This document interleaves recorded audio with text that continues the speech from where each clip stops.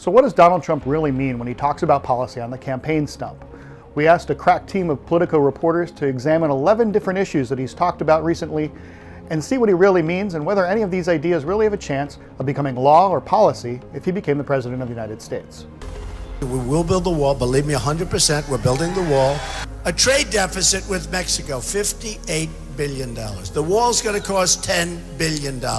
That's a real easy one. He says it's going to be about $10 billion, but we crunched the numbers and found that it's probably going to be a lot higher.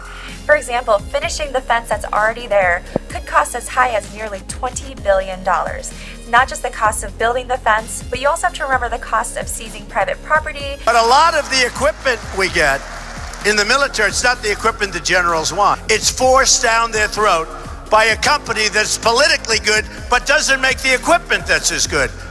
Railing against defense contractors has become a regular part of Donald Trump's stump speeches.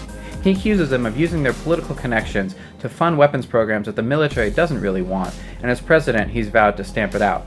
There's just one problem, which is that it's Congress, rather than the president, who ultimately decides what goes in the military's budget, and Congress has a history of ignoring presidents in both parties to fund their favorite weapons programs. Think of how strong Iran has become. Think of it. We gave them $150 billion. They got tremendous other concessions. They will have nuclear. They can now buy nuclear. They don't have to develop it. You know, with the money they have now, they can buy nuclear.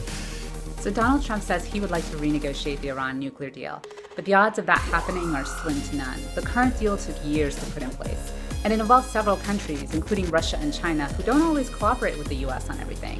Furthermore, Iran is apparently upholding its side of the bargain so far, which makes it even harder to argue that we should go back and reopen the terms and talk all over again. So when the pharmaceutical companies call me and they say, we don't want to go to bidding, little thing like bidding. We don't want to bid. We want to just sell you whatever it is. We don't want to have bidding. Trump claims he can save about $300 billion each year by allowing the federal government to negotiate over drug prices for Medicare. Unfortunately, that number is completely preposterous. The entire country spends about $300 billion on prescription drugs each year. There's one study that came out last year that found that the federal government could save about $15.2 billion if they paid the same drug prices for Medicare as they do for Medicaid and for the Veterans Administration. We spend more per pupil than any other country by so much that there is no second place. There's no second place. It's so far behind us. And yet we're 30 because we have this Common Core is a disaster. But it's even beyond that. We're going to get rid of Common Core, bring it local, and all of it. Donald Trump says he's going to get rid of Common Core and make standards a local decision.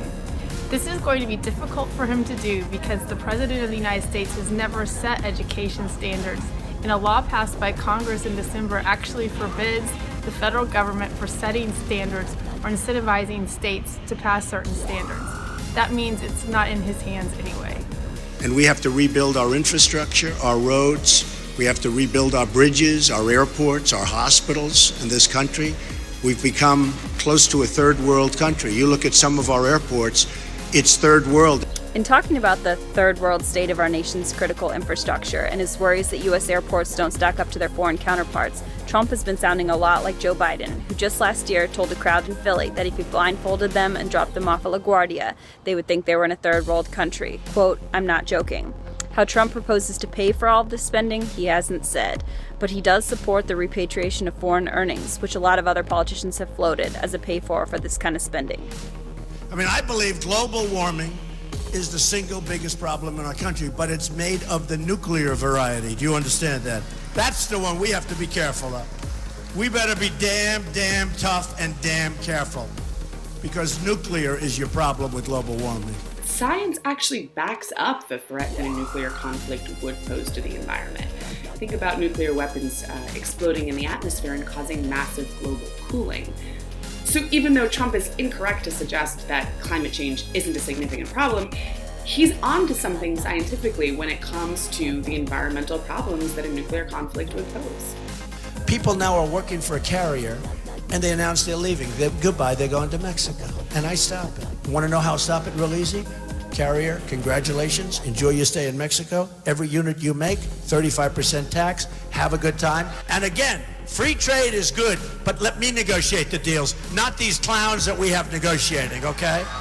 Trump just trashes these trade agreements, that basically are a result of Republican trade policy. NAFTA goes back to the first Bush administration, Bush Sr. TPP was actually originally launched during the administration of Bush Jr., although Obama completed it. And, Republicans have played a heavy role in crafting, trade promotion authority, setting out the negotiating objectives for TPP and TTIP, and none of that seems to make any difference to Trump. That was only a week's worth of Donald Trump's speeches on the stump talking about policy. He's channeling John McCain on defense spending, Bernie Sanders and Hillary Clinton when it comes to prescription drugs, Pat Buchanan and Ross Perot on trade. He's all over the map. He's keeping reporters on his toes, and Politico promises to keep you informed on where Donald Trump would go should he become the President of the United States.